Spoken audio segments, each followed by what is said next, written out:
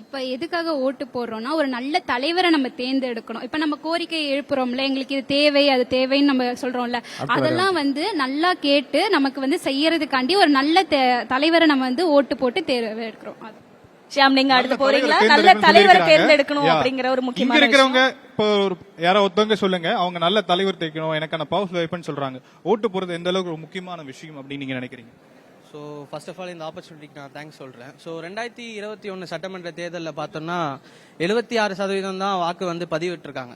So அதை 100% அதிகரிக்கணும். அதுக்கு முக்கியமான பங்களிப்பு என்னவா இருக்கணும்னா ஓட்டு போல் பண்ணப்படணும். ஸோ அவங்க சொன்னாங்க நல்ல தலைவர்களை தேர்ந்தெடுக்கணும்ட்டு.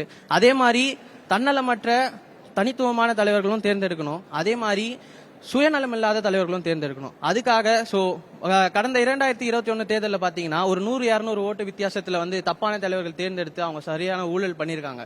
அது அம்பலப்படுத்தவும் பட்டிருக்கு. சோ அந்த மாதிரி தப்பான தலைவர்கள் தேர்ந்தெடுக்க கூடாததற்காகவும் ஓட்டு போல் பண்ணணும். அது ஒரு ஜனநாயக கடமைன்னு சொல்றோம்.